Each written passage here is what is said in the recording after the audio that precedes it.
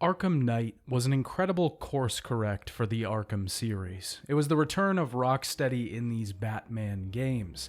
It's a fantastic entry with a great story wrapping up this trilogy. The gameplay is just as smooth as ever with new developments, mechanics, and an incredibly expansive world. It has its fair share of flaws, but it does what Remedy has done best with this series and attempts to make innovations on the previous formula. This game is easily the most different in the series, and probably the most divisive. The introduction of the Batmobile led to a large amount of criticism for the game, but in my opinion, this one sticking point has overshadowed the rest of the content, which is honestly a pretty great time. The story itself is very well done, though it does have some obvious twists. The game looks fantastic and plays great, though. Its city is gorgeous, expansive, and just a wonder to glide across. The whole of Gotham has been expanded vertically, making the place feel much larger than it did before. The side content has been lengthened with tons of quests to take on, most of which feel like a genuine extension of the story. The free-flow combat and systems have also been upgraded and just feel buttery smooth, as good as ever. There are things to criticize here, and trust me, we'll get there, but Arkham Knight stands as an incredible end to this trilogy. It matches up with the rest of the games, even if it does go with a slightly different tone. Its themes and story fit Batman incredibly well, and was just a great time to play. I hadn't finished Arkham Knight before playing it for this video. I hadn't given the game my time, again because of the criticism that I'd heard about the game upon release. So today, I'd like to revisit Arkham Knight. I'd like to see if this game was better or worse than the original criticism. We'll be taking a deep dive into Arkham Knight, looking at gameplay, mechanics, story, and everything in between. If you haven't seen my previous videos on the Arkham series, I'd highly recommend you go check those out before watching this video. There will be spoilers for those games, and this game is the end of the trilogy and the last entry in the Arkham series, so it'd be worthwhile to know where the game started.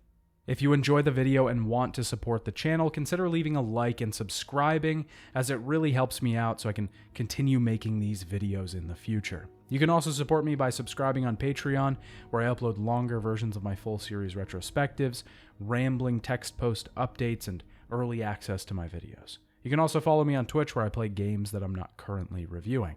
Spoilers for Batman Arkham Knight.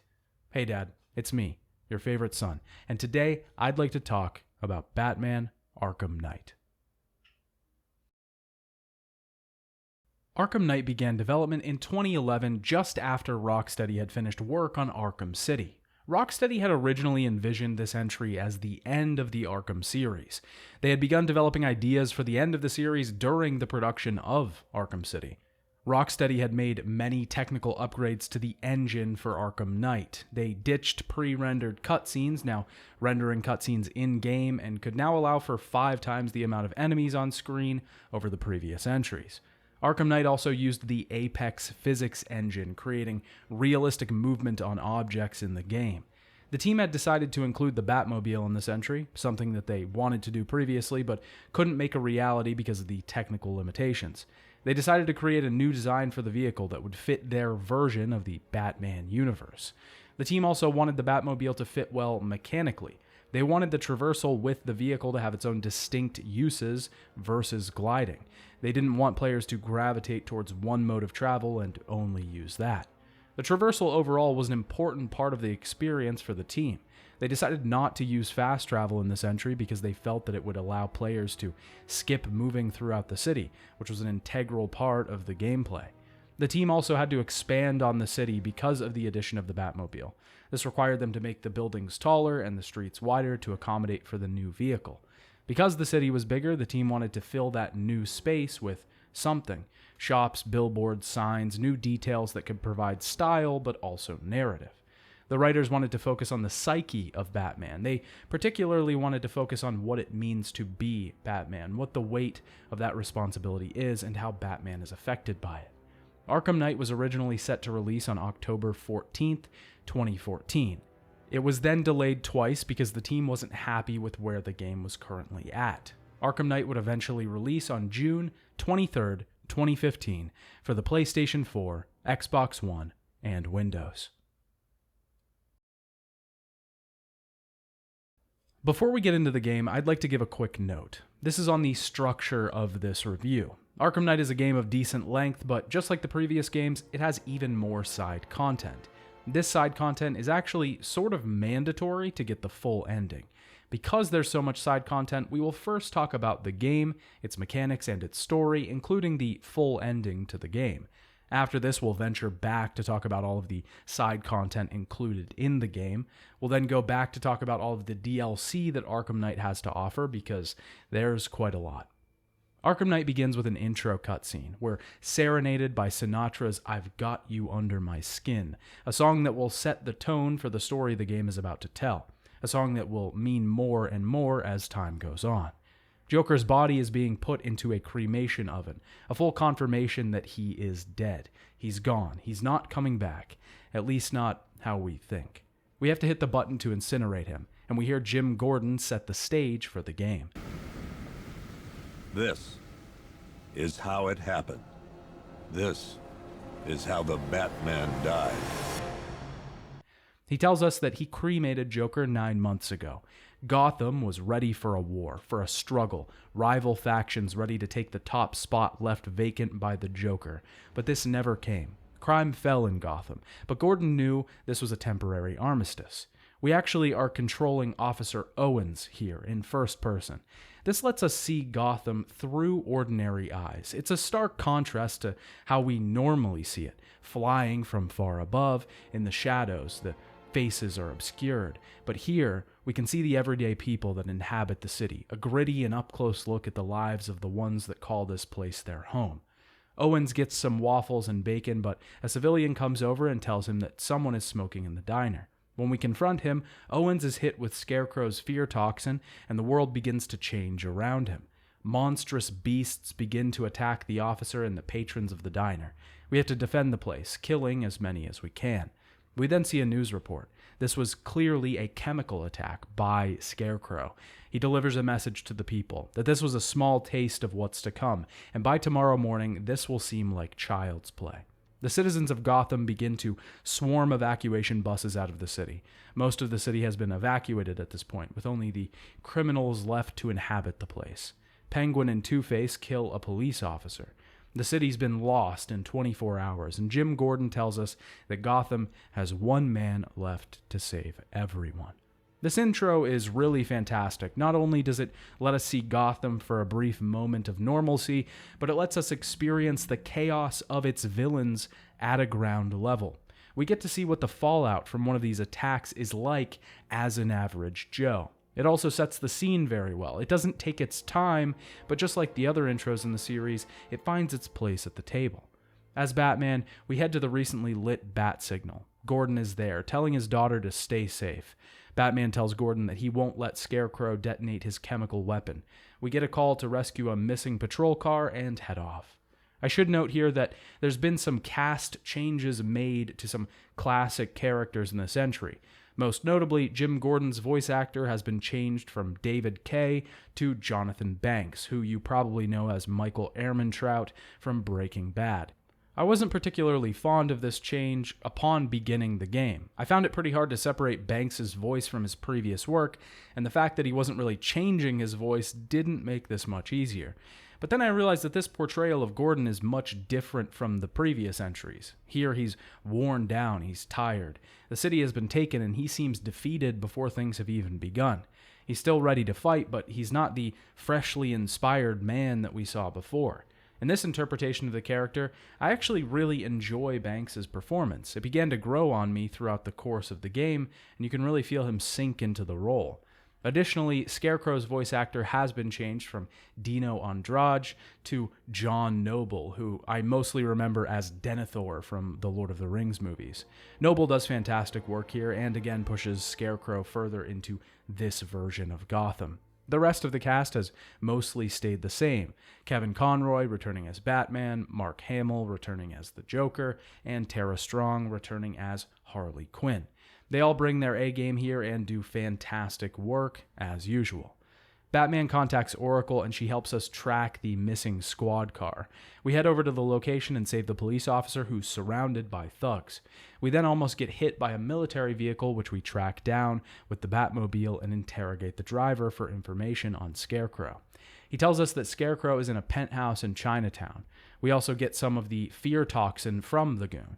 At the warehouse, Scarecrow has Poison Ivy captive. Scarecrow's toxin is then pumped into the cell, and his goon is killed by Ivy, who is immune to the toxin. Ivy tells Batman about a meeting between all of Gotham's villains. The goal was to take Batman out and gain control of the city. Ivy wasn't interested, though, and was taken captive. She then grabs Batman with her vines and he's whisked away. This doesn't stop Batman for long, though. He takes Ivy prisoner, but they're soon set upon by military vehicles. We can remote control the Batmobile and take out the goons, as well as a force of unmanned tanks nearby. Before we get further into the story of Arkham Knight, though, we should probably talk about its combat systems. The first combat system, Free Flow Combat, remains mostly unchanged, though with some slight additions and upgrades. We attack and counter enemies to keep our combo going, eventually using extra abilities once our combo gets to a certain amount. This smooth system is just as good as ever, and I won't really talk about it too much since it's mostly the same as before. There are some additions to hand-to-hand combat, like the new bat suit allowing Batman to use his enemy's momentum against them. If we move towards an enemy attack, when countering them, we can throw them. Environmental takedowns have also been introduced, allowing us to use pieces of our surroundings to defeat thugs. This adds another level of depth to the combat, pushing things further into the world. We can also fight with many of Batman's friends in this entry. When fighting off a group of goons with another character, we can use dual team takedowns, which are a flashy way to take out enemies, and also swaps our control to the other character while keeping our combo running. These other characters also have their own distinct movesets, but generally function the same as Batman for the base controls. Allowing us to play so many other characters, even for a brief moment, is a pretty good addition, and the dual team takedowns are always very stylish and bring a distinct comic book feel to the game. The Predator mode again stays mostly the same, with some slight upgrades. Of course, these upgrades mostly come in the form of new gadgets or upgraded abilities that we receive. We will stalk enemies in the shadows, distract them, sneak up on them to take them out, or set up traps for them to fall into. This entry seems to lean heavily into the Disruptor gadget from the previous games, which is now a gun that we can use to shoot small disruptor charges on different pieces of equipment. This can be used to disrupt weapons, or it can be upgraded to sabotage caches of weapons, medic backpacks, sentry guns, a variety of different things. It's an incredibly useful tool and probably one of the best in the game. Arkham Knight also introduces the fear mechanic. This is not a gauge, but an on-off sort of thing. We gain the fear gauge by taking down enemies silently. Once we do this from the shadows, we can initiate a multi-fear takedown. This allows us to take down multiple enemies at once. This speeds up Predator sections quite a lot, especially because the game generally increases the amount of enemies involved. The third version of combat in Arkham Knight, though, is the Batmobile. The Batmobile is a completely new introduction to the series. First and foremost, we use it as a method of transport around the city. Like I said in the development section, the Batmobile is purposefully weighted to be useful as traversal in different situations. Getting around the city to far-off locations is where the Batmobile comes in really handy. We can also launch out of the Batmobile into a quick glide, but this isn't the only use that the Batmobile has. It's also used to defeat remote-controlled military vehicles. These combat sections will let us control the Batmobile and take out the enemies with our various weapons. These sections are fine. I don't actually have a huge problem with them. I know that this and the Batmobile in general are the big sticking points for the main criticisms of the game, but it really isn't that bad. Though the other side of that is that it's really not that great either. At first, I wasn't really on board with the Batmobile combat, but once I reframed it, it was a little better. I began to think about these sections as like a Batman mech minigame, and it seemed to work a little better in my mind. They do get a little repetitive, and they don't have the enemy variety that they should, making it a little tedious, but the Batmobile controls well. Shots are accurate, and it's fun in short bursts. If they added more variety to the combat encounters, then I think these sections would be pretty great. They're just a little forced and it doesn't work fully. But in my opinion, it's definitely not as bad as they say. The combat in Arkham Knight in general is pretty great. As usual, every system feels upgraded, slightly better in a variety of ways. The new introduction of the Batmobile isn't the greatest, but it's still pretty good. If they had another entry to fully flesh out the system, it would probably be just as good as the other aspects of combat. We end up taking Poison Ivy back to the GCPD.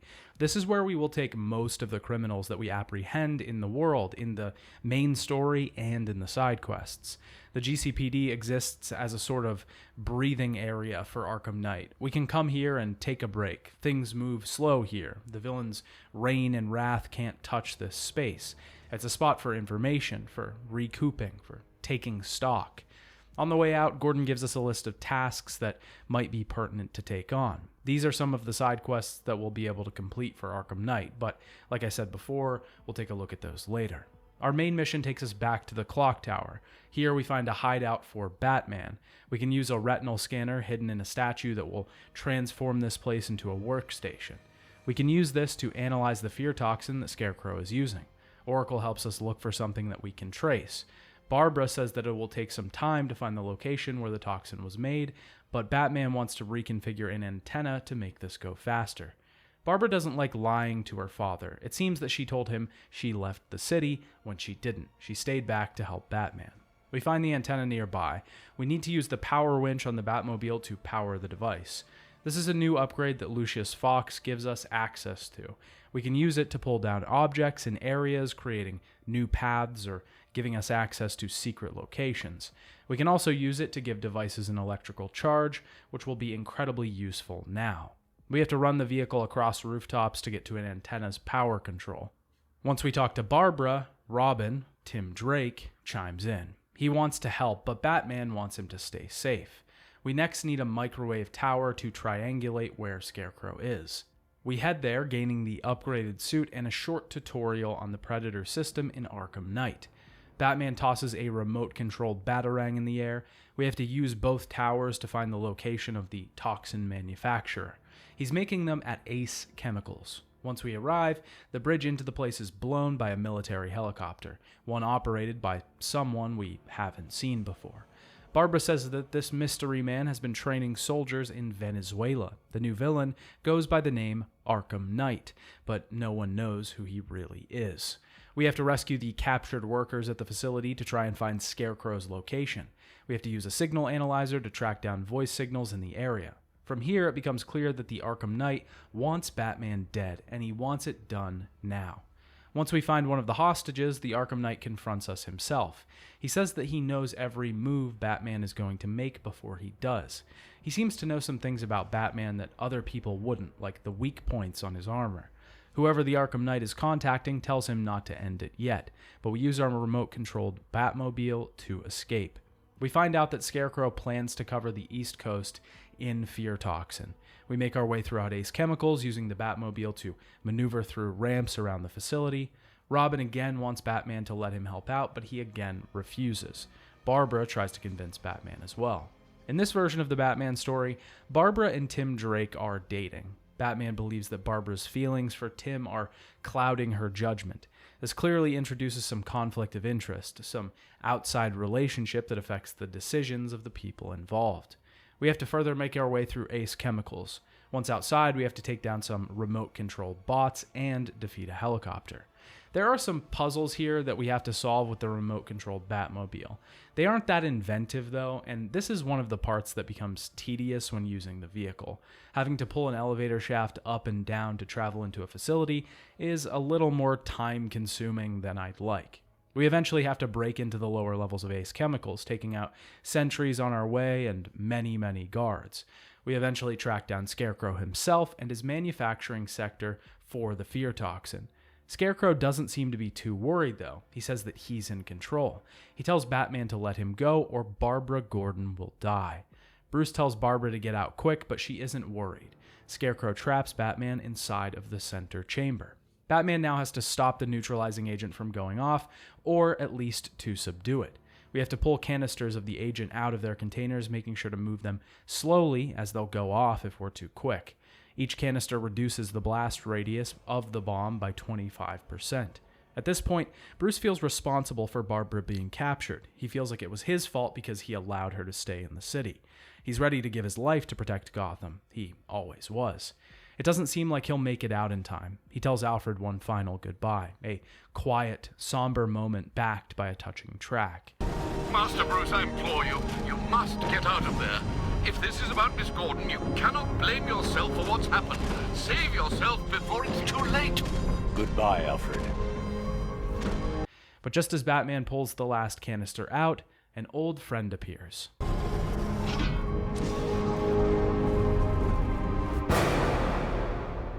Miss me? Batman is shot, and we switch to camera feeds watching Jim Gordon land outside of Panessa Studios, an old rundown movie studio that's been abandoned. This section is actually a flashback taking place before what we just saw. We're controlling Commissioner Gordon here as he walks up to a VIP elevator. His voice is analyzed, and he's let inside. The elevator takes him downstairs where we realize one of Batman's hideouts exists. We find some people kept captive. They each seem to have a recognizable demeanor, green hair and white makeup on their faces. One of them, an older gentleman, doesn't seem to fit this bill though. Eventually, Batman approaches Gordon. He shows them the subjects. When Joker sent his infected blood to the hospitals in the area, not all of it was stopped. A few people got blood transfusions with his DNA, and it's turned them into something like him. Henry Adams has been infected as well, but he seems naturally immune to Joker's blood. Batman is using him to figure out how to cure the others. There's a missing subject, one that was infected but isn't captive. We then jump back to present day to find the Joker standing over us in the fear toxin chamber. We pretty quickly realize that Joker isn't actually alive, but Batman's mutated blood from when he was infected is interacting with the fear toxin to create hallucinations of his old friend. This stays consistent throughout the entire game. Joker will haunt Batman in everything he does, following him like a specter. This turns out to be a little more than just a hallucination, though, more of Joker's consciousness living on through Batman.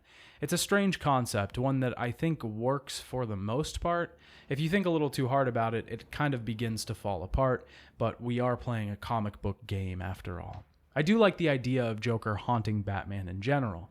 The Joker was Batman's biggest menace, but as we've talked about before, their relationship was almost necessary. As we can see now that the Joker has died, things have begun to fall apart. The delicate balance has shifted. Joker also represents a great fear to Batman. Where Bruce very much enjoys order, justice, and peace, Joker represents chaos, free reign, madness. It's more than just a difference in ideals, though. Joker makes Batman uncomfortable. His unpredictability leaves Batman unable to know what he'll do next. This natural state is something that Batman has spent years trying to understand. When Joker died, all of that fear was gone, but now it's resurfaced, meant to follow him around unendingly. I also think that it's just a good place for Joker to exist, haunting Batman in the city from the shadows, even after his death. It's a good storytelling mechanic, but its problems mostly lie in practicality. Batman eventually escapes the Ace Chemicals plant by using the remote-controlled Batmobile. Alfred calls Batman to find out that he's made it out alive. Batman reduced the blast radius, but the bomb still went off. Batman sees Joker on the screen while talking to Alfred. Gordon tells Batman to meet him at the GCPD. Batman tells Gordon what happened, and he's distraught. Batman doesn't tell him the full story, though. He doesn't tell him that Barbara was helping him. Joker is reveling in these emotions. He loves seeing it all fall down. We have to protect Gordon's car from attackers as we weave through the city. We eventually have to put Gordon in the car. Nearby, we secure the clock tower, which was briefly taken over by some of Arkham Knight's militia. When Batman drops down into the clock tower, it doesn't look like his base anymore. It looks like Barbara's apartment. We see a vision of Barbara being paralyzed by the Joker, a pretty big reference to the Killing Joke. Eventually, Gordon shows up and he realizes that Barbara has been working with Batman. He storms out of the place, saying he shouldn't have trusted Batman and leaving his communicator. This has to be incredibly distressing for Batman. Not only is it his fault that Barbara was stolen, but now one of his only friends, the man that has stood next to him in the darkness, wants nothing to do with him. Gordon and Batman are incredibly close. Working together as two symbols, figureheads of justice in the city of Gotham, has made them that way. But here, they're fractured, fragmented. We have to figure out who took Barbara. We can scan CCTV footage from around Gotham.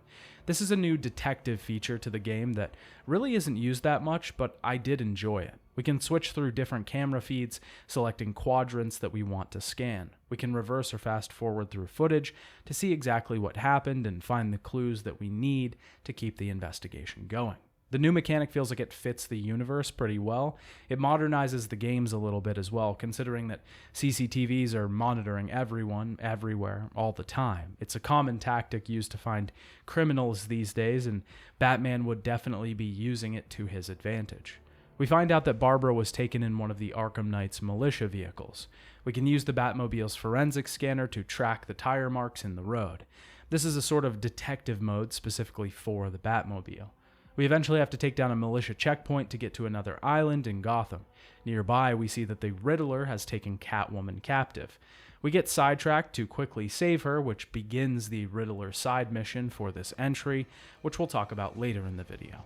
Tracing the vehicle marks deeper into Gotham, we find the car that Barbara was taken in crashed. Here, we can use our detective mode to piece together the crime scene. This is a bit of an upgraded version of the detective mode in Arkham Origins. We can play through parts of the crime and find pieces of evidence that give us a timeline of events. I do think it works much better here, though. Not only is it less finicky than Arkham Origins was, it also just looks better. There's a better layout of events, and the design of clue locations and action in the scene is very well done. We eventually find out that Barbara left behind a chip, a scrambler device that could be decrypted to figure out where the Arkham Knight is. We can head to Wayne Enterprises to talk to Lucius Fox. He helps us find the location of the new villain and also gives us a new upgrade for the Batmobile. He lets us choose which one we'd like, though. We can do this multiple times throughout the course of the game, and it does lend some variety in how you end up using the Batmobile. We eventually find the Arkham Knight's hideout and have to infiltrate it. Robin calls Batman and asks him about Barbara, but he lies to him as well, telling him that she's fine, she's just working on something for him. We have to make our way through the hideout, but the Knight gets the jump on Batman. His militia attacks, and we have to contend with some stronger and faster enemies. The Knight escapes, and one of his lackeys tells us that he's with Barbara Gordon. We almost crush the lackey's head with the Batmobile, and he tells us that he's seeing the Penguin, who helped supply safe houses. We eventually get an upgrade to the Batmobile, which allows us to infect enemy vehicles with a virus. This virus will bring them onto our side until they're destroyed. This is pretty effective and useful in combat, especially when we charge up our ability meter and can infect multiple vehicles at once. We meet Dick Grayson on a rooftop in Gotham. He tells Batman that Penguin is smuggling guns, and this begins our side mission with the Penguin and Nightwing. We destroy one of Penguin's weapon caches and get surrounded outside by some militia thugs. We have to take down the sentries by using the Batmobile remotely. Our next goal is to track down Simon Stagg. Scarecrow is heading to Stagg's airship, which hangs over the city. We get access to the remote hacking device that allows us to gain entry into the airship. We can tap into the airship's control with our hacking device, which allows us to tip the large balloon and move crates back and forth. This will normally gain us entry into areas. We have to defeat a ton of goons and eventually find Stagg. They're looking for a new clean energy tech that Stagg is developing. They have Barbara, but Joker takes over, and we see him instead of Stagg, not knowing what is real and what isn't at this point. All of the knocked out soldiers turn into Joker, and we have to begin taking them out, reflecting Batman's rage and annoyance at these setbacks. The group of Jokers eventually swarm him, and Stagg has been taken away. We have to get to the second airship, but there's turrets guarding it. Further in, we can find some footage of Stagg's capture and track his handprints across the ship. We can then take out the turrets and head back to find new enemies, medics. These are one of the biggest changes to free-flow combat in the game. Medics can actually bring back knocked out enemies. They're a target that should be taken out first. They can also give enemies a shock field around them so that we can't attack or counter them until it's gone. Once we get to the second airship, we find Stagg captured. It's clear he was working with Scarecrow, developing something called the Cloudburst.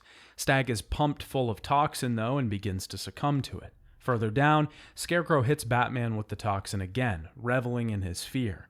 He wants to bring Batman to his knees. He wants to reveal his identity and break his symbol. He wants Batman to show fear, so that the entire city will lose hope, with their protector broken.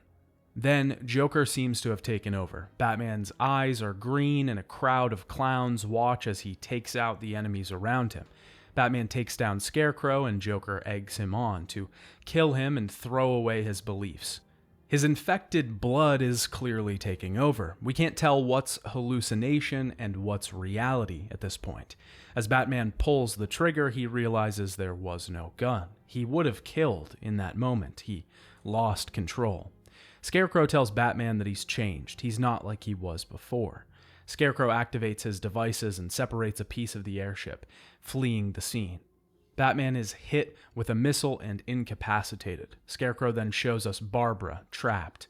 We head to her location and she's pumped with fear toxin, but Batman can't reach her. The gas causes her to end her own life. This was all Batman's fault. He was the reason Barbara stayed in the city. Even after that, he couldn't manage to save her once she was in danger. Batman feels entirely responsible for this, for taking away Gordon's daughter and Tim's girlfriend. Batman doesn't know how to live with himself at this point. Alfred tells Batman that the cloudburst is a dispersal device for Scarecrow's toxin. Batman gets an idea to go to Poison Ivy. She had immunity and she might be the key to creating a countermeasure. He convinces her to help by telling her that he'll destroy all of her plants. One of Ivy's spores can counteract Scarecrow's toxin. She can produce more, but she can't do it on her own. Outside, a Cobra drone patrols the streets. We have to scan it from each side to find its weak spot. These drones are a new challenge for the Batmobile. Their guns will destroy our vehicle incredibly quick. Luckily, they only have vision in a certain cone. We have to sneak up behind them and deliver a shot to their weak point to take them out. We get a new secondary weapon for the Batmobile from Lucius, an EMP that will take out enemy weaponry for a short period. Once we arrive at the Botanical Gardens, Ivy shows us a massive plant that runs underneath Gotham. We have to get a new sensor that will allow us to track the root system underneath the city. Once we do this, we can neutralize Scarecrow's toxin with a looming plant hovering the city. We head back to Panessa's studios. Alfred wants Batman to be careful when he tells Tim Drake about Barbara's death. Batman doesn't want to tell him at all, though, not until the threat has been dealt with. This is a huge deal for Batman. It fits in with his thinking that having Tim clear-headed and still able to help Gotham in its time of crisis would probably save more lives, but it's incredibly cold and calculated. Alfred warns that Bruce could lose him forever if he found out that he lied.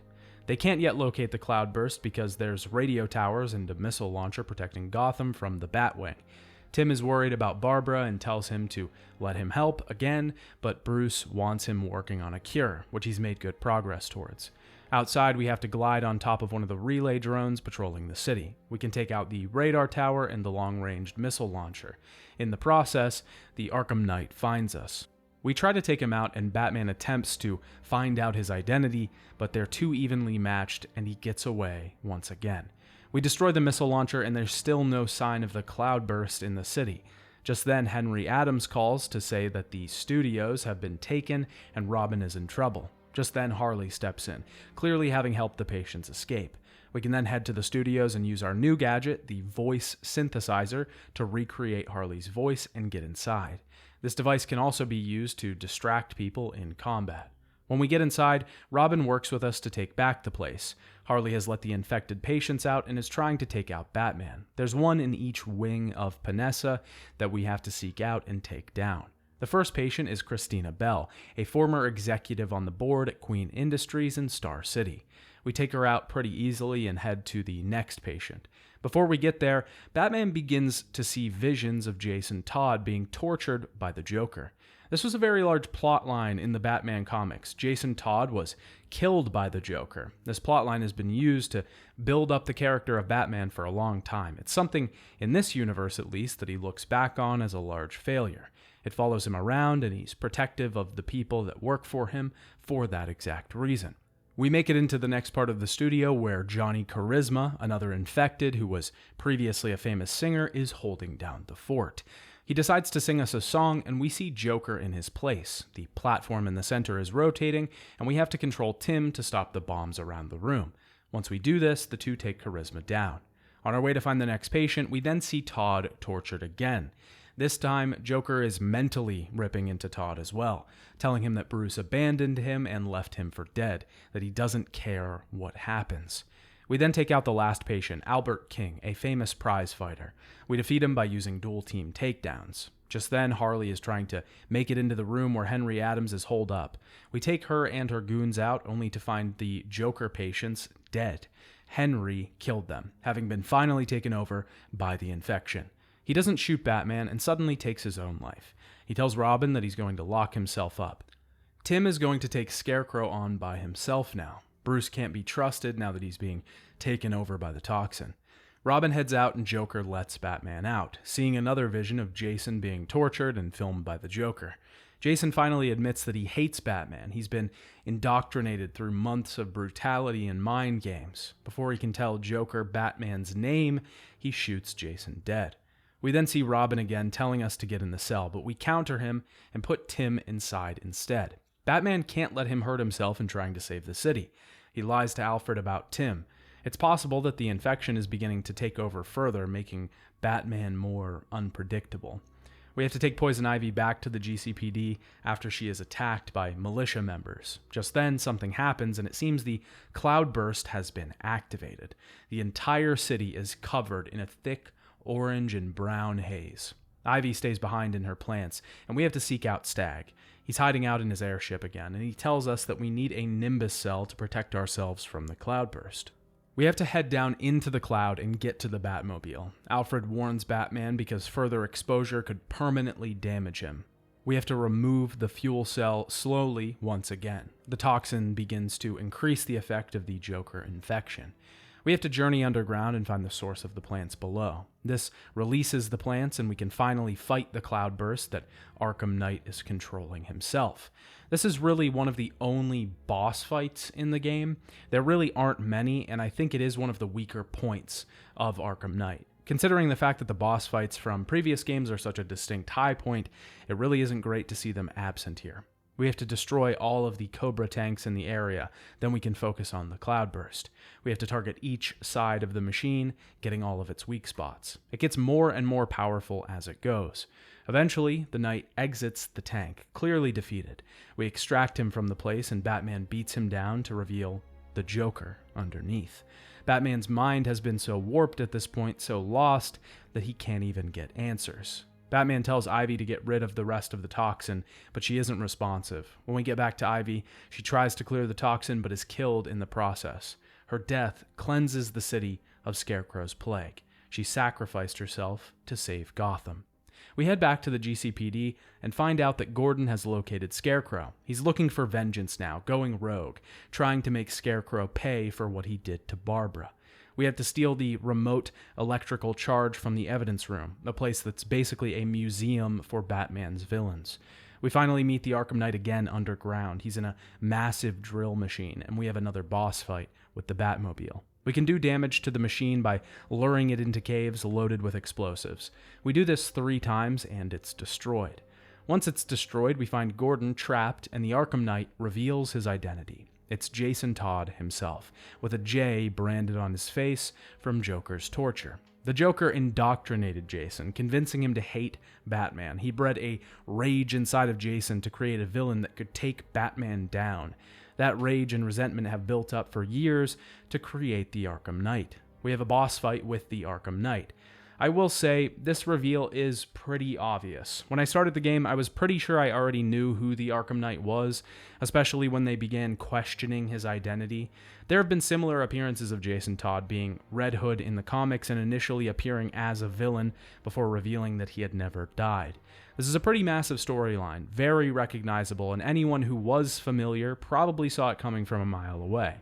I can't really criticize it too much, though, because I'm sure people who hadn't read the comics didn't know it was coming. It's possible that they could have done this in a different way, or even just picked a different storyline to adapt, but it was a little too telegraphed for me. We fight Arkham Knight across multiple rooms. He sits on a vantage point, so we have to take out his goons and then attack him from the shadows. We have to do this 3 times, and we defeat him. Batman holds back his rage, realizing that he's about to punch a former Robin. He also realizes what he did and takes some responsibility for what happened to Jason. He offers him his hand and asks him to turn it around. Batman tells Alfred what happened, but as he turns his back, Jason is gone. We free Gordon, and Batman tries to apologize to him, but Gordon just wants vengeance for his daughter. They're attacked by more thugs, and we take them out. Batman again apologizes to Gordon for what happened to Barbara. He tells Gordon that it wasn't his fault. The two head to the top of the tower, and Scarecrow is waiting at the top. Gordon turns on Batman. Scarecrow returns Barbara, who is alive. He promised to give Barbara back if Gordon turned on Batman. Gordon then shoots Batman, but this isn't what Scarecrow wanted. He doesn't want Batman dead, he wants to control him. He forces Gordon to face his fears by pushing Barbara off the roof.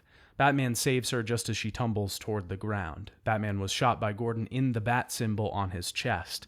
This is the strongest point in his armor so that when people target it, it won't hurt him. This was referenced much earlier in the game when Arkham Knight was pointing out Batman's weaknesses. We have to take Oracle back to the GCPD. They need to get data from the clock tower to find Gordon. We have to again take back the clock tower from the militia. We head back to the GCPD where Scarecrow has begun to display a message. He tells the police that Batman can't save them. At this point, a full-out assault on the GCPD has begun. We have to protect the place by destroying a massive amount of militia vehicles.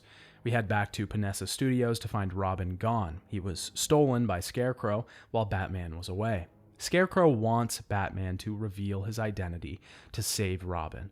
Batman has no choice at this point. We have to give up, surrender to Scarecrow, and take the mask off. We have to enter a truck. We are seeing in first person through Batman's vision as the truck is hit. Batman is back in Crime Alley yet again and is forced to fight off a massive group of Jokers. He's back in the truck and we're transported back to Arkham Asylum. The imagery and shots are all a throwback to the beginning of the first game. It's only fitting for it to end where it all began. Scarecrow has Robin captured with Gordon beside him. Scarecrow wants to reveal Batman's identity to the world here, with Gordon taking off his mask. This motivation is incredibly clear. Scarecrow wants something here. He wants to break Gotham down. He wants to see the fear in the entire city. He wants the horror to wash over Gotham. What's the best way to make a city terrified? Break down their symbol, attack their hope, destroy any semblance of protection that they have. That's Batman. But it doesn't make sense to just kill Batman. Scarecrow first has to unmask him. He has to remove the meaning of Batman's symbol. The main reason that Batman can't have his identity known to the public is that it would remove the impact of what the hero stands for. When the city sees Batman, they have no idea who he is.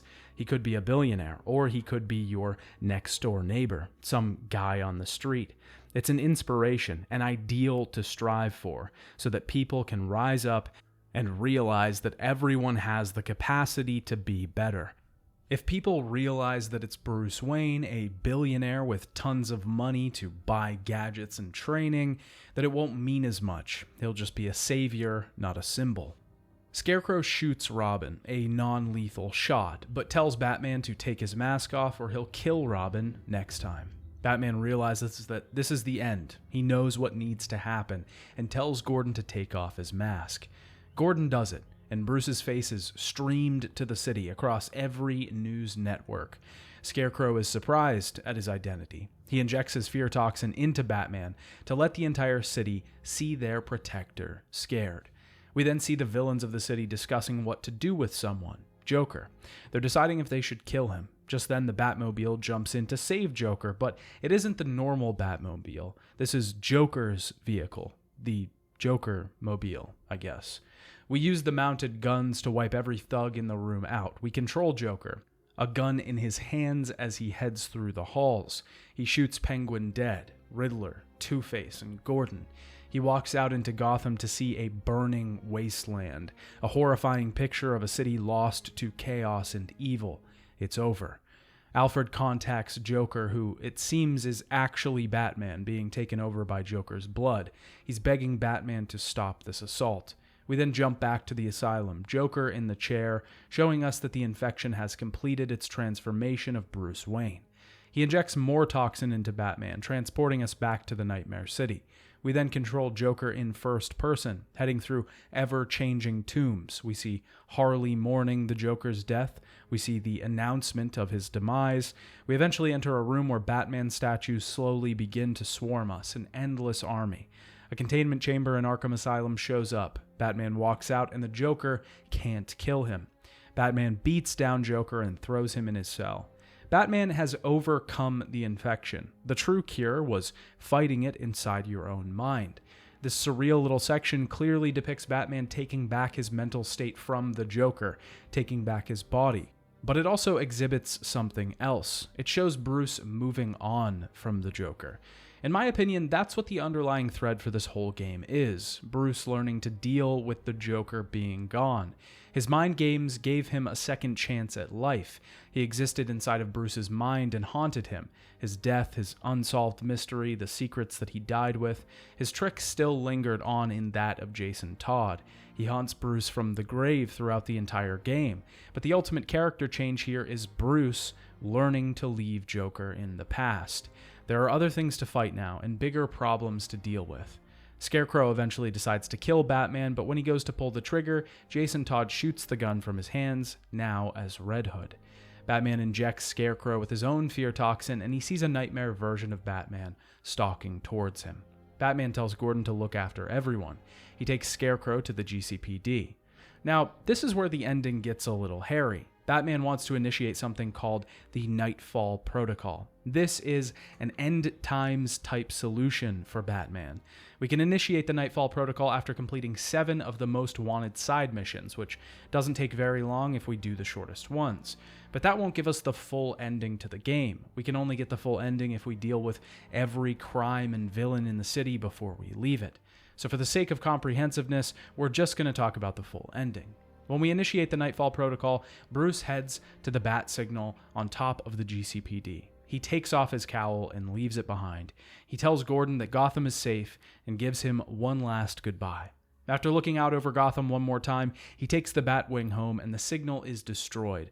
The police head out into the city to take back their town since the major threats have been dealt with. Reporters have begun to swarm Wayne Manor and the Batwing flies in. Bruce steps out and heads into his home.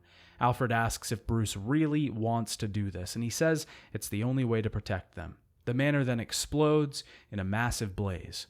With a bit of a fake-out ending, we see Gordon looking over Gotham beside the destroyed bat signal. It seems that he's heading to Tim and Barbara's wedding. We then see a family walking in an alley, very reminiscent of Bruce's origins all those years ago. But before the criminals can create another vigilante orphan, we see someone watching over them, a fiery, terrifying version of Batman that sends the criminals running. There are many theories as to what this ending signifies for the future after we roll credits on Arkham Knight. Who is this terrifying figure looming above Gotham now? Some people think that someone else took up the cowl. Azrael, Jason Todd, Dick Grayson, Tim Drake. Some think that this ending was showing that the city began using fear gas on criminals to control them. Some think that this was all just a metaphor for the citizens becoming inspired and rising up in the wake of Bruce's death. The most accepted ending, though, and probably the most realistic one, is that Bruce faked he and Alfred's deaths. This allows him to once again take on the mantle of Batman, but it wasn't just enough to be able to become Batman again. Bruce needed the criminals in the city to fear him. He needed them to be scared of Batman. They even say in the final scene that they aren't scared of Batman anymore, so it's possible that Bruce started using Scarecrow's toxin on criminals to inspire that fear. This probably seems the most likely ending, but I don't really think it's the best. I think that someone else should have taken up the mantle. I think this would have created a symbol for the city that no matter who is there, there will always be a Batman. And it doesn't matter who's under the mask. It's a duty, not an identity. I don't really like the idea of Bruce faking his death only to go back to being Batman once again. It would have been nice to see him get away from the entire thing.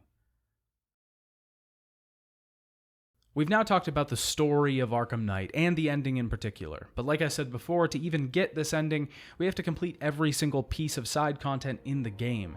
There's actually quite a bit of missions here. Some of these are pretty short, and then ones like Riddler's Most Wanted mission take hours and hours to complete. The first is the Line of Duty, a short quest that sees us sent out to rescue firefighters that have been captured around the city. In the end, we find out that the fire chief was working with Firefly to set fire stations on fire. I should note here that for every one of these most wanted missions that we solve, we usually end up taking them back to the GCPD. By the end of completing these, we've amassed a collection of Gotham's strongest villains all tied up in a cage in the police station. I do like this visual representation of our completion progress in the game. It's actually a good way to use the environment to show how much we've done. The perfect crime begins when we see a dead body chained in Gotham with opera music playing. We have to scan the body, the skin, the bones, and the muscle to find that parts of the victim have been removed. We have to scan 6 different victims around the city and eventually track the killer down to his hideout. He reveals himself as Professor Pig, who attacks us with his Dolatrons. We have to defeat them and take down Pig, taking him to jail. Own the Roads is sort of part of a larger set of side missions. This requires us to take out all of the militia checkpoints in the city. Each checkpoint usually has a crowd of militia thugs, and we have to either fight them or take them out from the shadows and find the commander to take the remote and destroy it. Occupy Gotham is a very similar mission that requires us to find watchtowers, which are usually predator sections. We take out all of the thugs and deactivate the watchtower by destroying the security controls. Armored and Dangerous is another militia-related mission where we have to take down APC vehicles around the city. The last militia-related mission requires us to disarm bombs that are placed around Gotham. We can do this with the Batmobile, but we have to defeat a swarm of remote vehicles attacking us. We can then remote detonate the bomb and leave the area safe. Once we complete all 4 of these militia-related missions, Deathstroke will contact us, who has taken control of the militia forces. He challenges us to a battle, and we have to defeat tons of remote-controlled tanks, as well as Deathstroke's own tank. Once we destroy him, he gets out and is knocked out immediately. Creature of the Night is one of my favorites in Arkham Knight. While flying around the city, we find another bat-like creature flying around the city, the Man-Bat. Man-Bat is a character from DC Comics, and here he looks grotesque, a man fused with a bat. It's some pretty horrific imagery. I should also point out here that Man-Bat looks quite a lot like Stan Lee's version of Batman. Stan Lee did a short run of comics in the early 2000s called Just Imagine that saw him reimagining different DC characters like Superman, Wonder Woman, and even Batman. Just wanted to point it out because it reminded me that it even existed. When we find Man-Bat, we eventually track down his lab and reveal the man behind the bat, Kirk Langstrom. He was going deaf and decided to mix his own DNA with that of a bat's to fix it. He used too much and became what he is now. In the process, he ended up killing his own wife. We find him throughout the city and eventually take him down. I really like these little self-contained story side missions, little quests that are only a few missions long and reveal smaller parts of Gotham that Batman would see outside of taking down a huge villain. There's usually a little more humanity here and character as well. Heir to the Cowl continues the story that we saw in Arkham City. Azrael is back in Gotham and he wants to become Batman's successor. Batman decides to entertain this by putting Azrael to the test. We have to see Azrael in multiple different places over the city and play as him, testing his mettle against Batman's combat trials. We eventually realize that Azrael was implanted with fake memories and sent to kill Batman after getting his approval to take over the Cowl. We can then decide to do multiple things. Azrael can try to kill Batman, who then knocks him out. Azrael can break the sword and leave, deciding to find his manipulators, or he can just leave in general. Gotham on Fire is a shorter mission, seeing us track down Firefly, who is attacking fire stations all over the city. Gunrunner sees us working with Nightwing to take out different caches of Penguin's weapons throughout Gotham. Over the course of the mission, the two eventually track down Penguin, and Nightwing is captured by him. Nightwing also earns Batman's trust during this.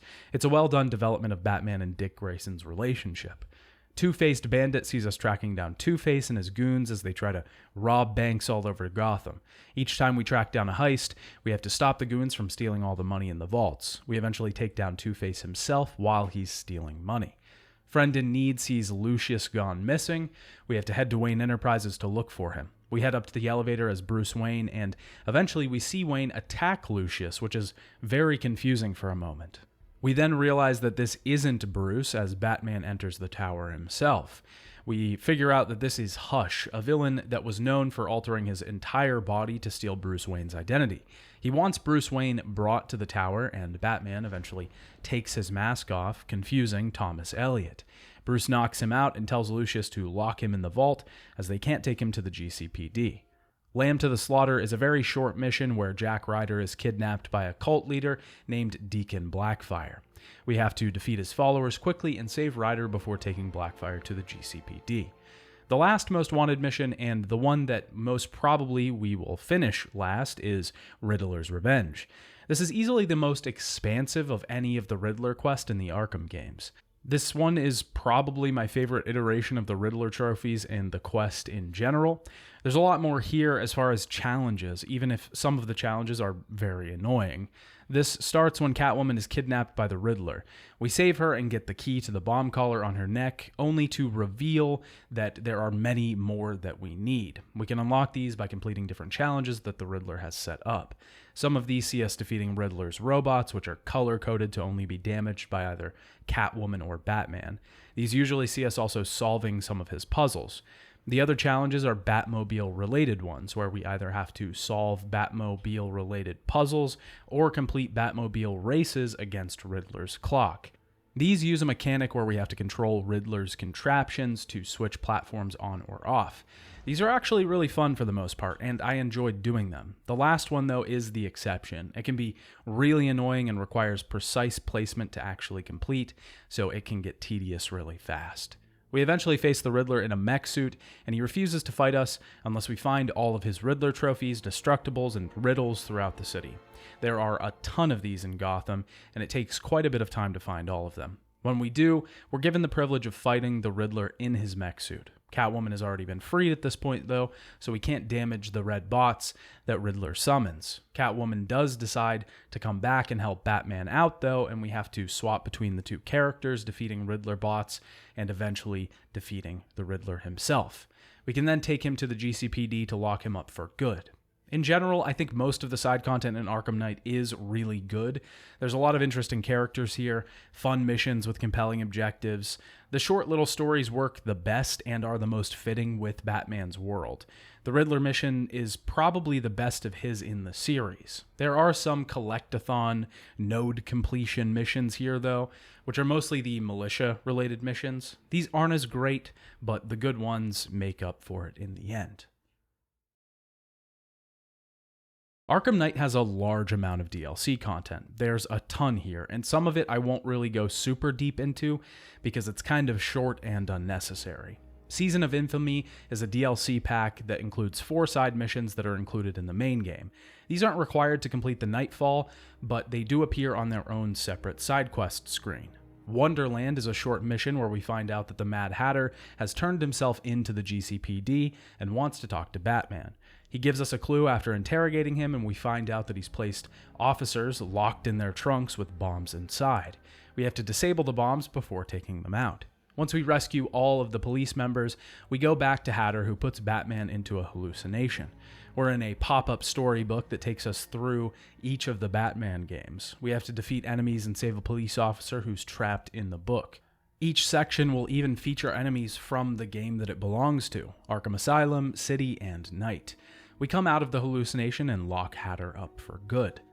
Shadow War sees us finding a still-living Ra's al Ghul, half alive and barely there. We find out that the Lazarus juice is now flowing directly through Ra's, keeping him alive. We find out also that the League is in a civil war, and if the head of the demon is not healed, Gotham will be destroyed. His other daughter is leading the rebel faction. She wants Batman to kill him to take out the head and end his reign. In the end, we can either decide to cure Ra's or destroy the things keeping him alive. If we save him, he kills his daughter. He escapes, and his daughter refuses to take the Lazarus pit and follow her father's footsteps. If we kill him, then we fight the League. We don't really kill him because Batman decides to stop his daughter from delivering the killing blow. Ra's is locked up, and the Rebel League leaves the city. Beneath the Surface is a Killer Croc-related mission. We find a penitentiary airship crashed in Gotham Bay. When we arrive, we find out that Killer Croc has escaped his cell. We work this mission with Nightwing and have to make our way through the airship. We eventually realize that Croc is looking for a cure for his disease, and the prison has been trying to use his healing factor. We still have to fight Croc and take him down, extracting him via Batwing. The last Season of Infamy mission is In From the Cold. Batman is alerted to a giant ship called the Nora covered in ice, and you can probably tell where this is going. Mr. Freeze is currently trying to stabilize his cryogenerator to save his wife Nora, who is still in cryostasis. The militia kidnapped his wife, and if he brings in Batman, he'll get Nora. Freeze ends up choosing to work with us. We eventually find Nora's stasis chamber, and it's deactivated. She comes out of the pod after being on ice for so long. We realize that she's been conscious the entire time. Nora tells Freeze that she wants to live her days outside of the pod, not locked up in ice. The militia end up destroying Freeze's research, which means that Nora's end is in sight. Freeze decides to leave Gotham with his wife and enjoy their final moments together. These missions are mostly good and are what I wanted more from the side missions in the main game. Side stories that are pretty self-contained and feel focused on the villains at hand. They also mostly feel like endings to these characters, probably because the overarching story ends with Batman's final story, at least in this iteration. The other set of story-related DLC for Arkham Knight are called episodes. These are really just short missions that see us playing characters other than Batman. The first of these is the Harley Quinn episode. We get to play as Harley for the first time in the series. This is set before the events of Arkham Knight. Harley is breaking into the Bloodhaven Police Department to look for Poison Ivy to try and recruit her to Scarecrow's mission in Gotham. Harley has a very unique moveset in the game. Her basic fighting is mostly the same, but she has an ultimate ability that lets her do automatic takedowns on enemies around her. She also can't do silent takedowns because quiet isn't in her vocabulary. She can use jack-in-the-boxes to lure enemies in and take them down, and she can take down enemies when they're near Poison Ivy's plants. The entire aesthetic of her story pack is actually pretty unique and is probably one of the best parts of it. There's scrawls all over her vision, and the whole thing is pretty schizo. The Red Hood story sees us controlling Jason Todd, who has now taken on the Red Hood name after relinquishing the Arkham Knight and forgiving Batman. Jason is a little different though. He kills his enemies instead of letting them live. Red Hood breaks in to interrupt a meeting between Black Mask and the Penguin. This all culminates in a ruthless killing spree of Black Mask's men and Red Hood killing Black Mask himself. It's possible that this was another body double of Black Mask like he used in Arkham Origins, but it's pretty great to see Red Hood taking on the ruthless crusade here. Batgirl, A Matter of Family is probably the lengthiest DLC in the bunch. This takes place even before Arkham Asylum. Clearly, Batgirl has yet to be paralyzed and is working with Batman as a hero. Gordon and some of the GCPD have been taken captive at the Seagate amusement park. Joker and Harley will kill any of the hostages if he sees Batman, so Batgirl and Robin have to head in. We find 3 different spots with hostages being held there and have to save them. We eventually find out where Gordon is being held. We get to defeat Joker and Harley, but Joker makes his escape. Robin tries to reveal his feelings for Batgirl, but they are interrupted. It seems like Gordon already knew who Batgirl was at this time. GCPD Lockdown is a short story that takes place after Arkham Knight. Penguin is trying to break out of prison, and Nightwing is taking him on. Catwoman's Revenge sees Selina Kyle trying to get back at the Riddler for what he did to her. She ends up finding his hideout and making it into his robot factory. Riddler is still stuck in jail, but is communicating with his systems to try and stop Catwoman from stealing all of his money. We have an insane fight sequence where we have to avoid lasers and take down robots. This fight is actually downright broken. It's just so difficult and unbalanced. This was the only DLC story that I really didn't like. Catwoman eventually gets inside Riddler's system, steals his money, and destroys his factory. The last story, A Flip of a Coin, focuses on Robin trying to take down Two-Face. He's escaped the GCPD lockup, Nightwing has been out of town, and Gotham was left alone. Robin eventually tracks Two-Face down to his mansion and infiltrates the place. Dent almost takes Robin out by shooting at his legs, but Robin counters him and takes him down. Robin and Oracle then decide to leave their honeymoon behind and return to protecting Gotham as it needs someone watching it. Arkham Knight's DLC overall is pretty okay. There are some great little stories here, like the Mr. Freeze mission and even A Matter of Family. Some interesting mechanics are added in some of these, and they're just a good time. Others aren't great and even feel unnecessary at times, though. Some are so short that there really doesn't seem like a point for them to be there. In general, this is just too much DLC. There really shouldn't have been this much extra content at the end. At this point, it just kind of seems like they should have made another game about the Bat family set after Arkham Knight, where we control only Robin and Nightwing, maybe throw some flashbacks in there to Batgirl's previous time as a vigilante. Arkham Knight is a great experience. It rounds off the quote-unquote trilogy as the finale of the Arkham series. It tries to neatly wrap the story up, or at least hint at its next arc. It provides some of the funnest, most polished, and dynamic combat that the series has to offer. It's the final evolution of the Arkham games. That doesn't mean that Rocksteady still didn't try to innovate, though. They tried to introduce some new mechanics to change things up and possibly create something great. This didn't go really as planned, though, and some of the mechanics don't work incredibly well. The upgraded combat is fantastic, and fighting groups of goons feels the best it ever has. It's smooth, fun, and fast. We have a variety of different enemies which constantly keep us on our toes. We have to purposefully choose who or when to attack in combat to keep the almighty combo running up. The Predator sections are at their most full in this entry. It feels like there are tons of options for how we can approach combat situations. At times, it can almost feel like there's too much going on, leaving us to default back to tried and true methods. But stepping outside of the box and trying new methods of taking down enemies will usually be rewarded. The Batmobile combat sections can get a little tedious. They would have been much better served by scarcity. If these sections would have been less frequent and possibly had some more variety, then they would have been more successful. The sheer amount that we have to shoot at enemy vehicles leaves us feeling burnt out. The system itself works pretty good though, and it is fun to blow up tanks in the Batmobile. It just doesn't always feel like we want to be doing it.